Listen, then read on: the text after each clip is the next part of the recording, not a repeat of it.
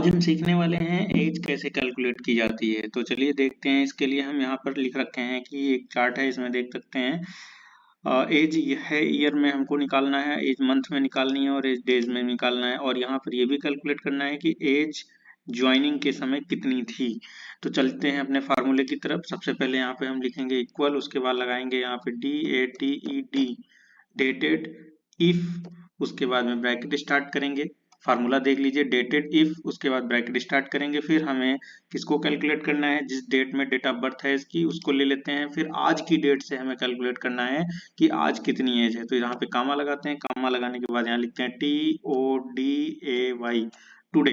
फिर उसके बाद में इन्वर्टेड कामा वो ब्रैकेट स्टार्ट करते हैं, फिर क्लोज करते हैं। उसके बाद में फिर से हम यहाँ पे कामा देते हैं। कामा देने के बाद हमें ईयर में कैलकुलेट करना है, तो यहाँ लिखते हैं वाई लिख करके इन्वर्टेड कामा क्लोज करते हैं और ब्रैकेट को क्लोज करते हैं, इंटर करते हैं। हमें पता चल गया कि आज की डेट में इनकी एज कितनी है। इसको ड्रैग कर लेंगे तो हमें नीचे तक सभी की एज मालूम हो जाएगी। उसके बाद अगर हमें यही एज मंथ में काउंट करनी है तो उसके लिए क्या फार्मूला लगाएंगे। फिर से चलते हैं फार्मूले में, इक्वल DATED डेटेड इफ, उसके बाद ब्रैकेट स्टार्ट करते हैं और ब्रैकेट स्टार्ट करने के बाद फिर से हम डेट को सिलेक्ट करते हैं, कामा लगाते हैं। फिर उसके बाद में हम यहाँ पे आज की डेट से निकाल रहे हैं तो टुडे, फिर उसके बाद ब्रैकेट स्टार्ट, फिर क्लोज, उसके बाद कामा, फिर इन्वर्टेड कामा में हम लिखते हैं मंथ। मंथ लिखेंगे क्योंकि हमें मंथ में कैलकुलेट करना है। इन्वर्टेड कामा क्लोज करने के बाद ब्रैकेट क्लोज करेंगे और हम देखेंगे कि यहाँ पे इनके मंथ कैलकुलेट होके आ चुके हैं।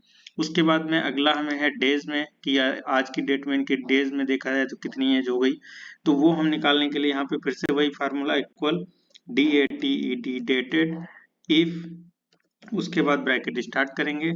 उसमें हम फिर डेट को सिलेक्ट करेंगे, इसको सिलेक्ट करने के बाद कामा लगाएंगे, कामा लगाने के बाद टुडे, टुडे लिखने के बाद में हम फिर से यहाँ पे ब्रैकेट स्टार्ट करेंगे, क्लोज करेंगे।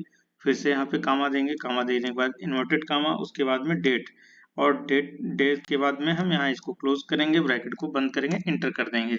तो यहाँ पे डेज भी कैलकुलेट होके आ चुके हैं। तो फार्मूला समझ में आया। अब देख लेते हैं जल्दी से हम कि ज्वाइनिंग के डेट, जैसे यहाँ पे जो कि ज्वाइनिंग डेट ये दे रखी है और ये इनकी डेट ऑफ बर्थ है। तो यहाँ पे ज्वाइनिंग के डेट में इनकी डेट ऑफ बर्थ कितनी थी या कितने साल के थे वो कैलकुलेट करने के लिए यहाँ पे फिर से हम वही फार्मूला लगाएंगे, DATED dated if, bracket start करेंगे और इसमें इस बार हम फिर से डेट ऑफ बर्थ सेलेक्ट करेंगे, फिर कामा लगाएंगे और हमें फिर कहाँ से ज्वाइनिंग डेट से कैलकुलेट करना है तो ज्वाइनिंग डेट लिखेंगे। ज्वाइनिंग डेट के बाद में हम यहाँ पे फिर से कामा लगाएंगे और फिर उसके बाद में इन्वर्टेड कामा में हम लिखेंगे, हमें ईयर में चाहिए तो हम ईयर लिख लेंगे। ये सेम वही प्रोसेस हम अपना सकते हैं। अगर हमें मंथ में चाहिए तो मंथ में, अगर हमें डेज में चाहिए तो डे।